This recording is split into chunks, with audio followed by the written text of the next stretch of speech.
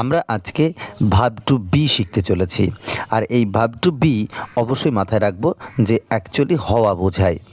আর এই হওয়া বোঝানোটা তিন রকমের হয়, একটা হচ্ছে প্রেজেন্ট, একটা পাস্ট, আর একটা হচ্ছে ফিউচার।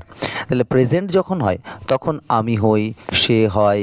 আর যখন পাস্ট হয় আমি ছিলাম, সে ছিল, তারা ছিল। আর ফিউচার হলে আমি হব, ইত্যাদি ইত্যাদি, সে হবে। এখন প্রশ্ন হচ্ছে যে এই প্রেজেন্টে আমরা যখন বিভার্বের কথা বলি তখন প্রেজেন্টে বিভার্ব আছে অ্যাম, ইজ, আর। অ্যাম, ইজ, আর। পাস্টে আছে ওয়াজ, ওয়্যার।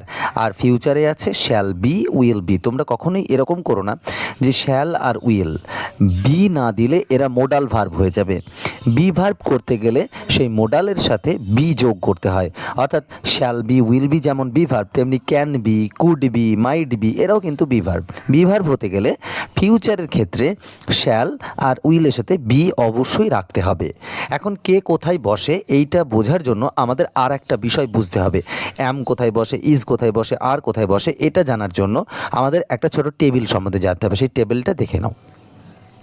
দেখো, আমি এখানে একটা নাম্বার এবং পার্সন এই দুটো বিষয় আমি এখানে একটা টেবিলের আকারে নিয়ে এসেছি।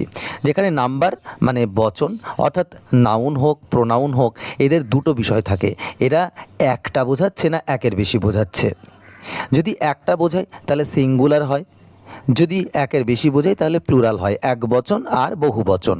অর্থাৎ প্লুরাল হতে গেলে একের বেশি হবে, আর একটা বোঝালে সিঙ্গুলার। আর পার্সন কি? পার্সন তিন প্রকার, first person, second person R third person.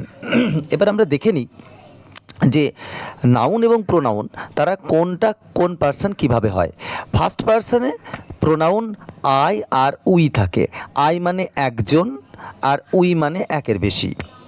Second পার্সনে you তুমি, আর ইউ মানে তোমরা। অর্থাৎ ইউ দুটো মানেই কিন্তু তুমি আর তোমরা একই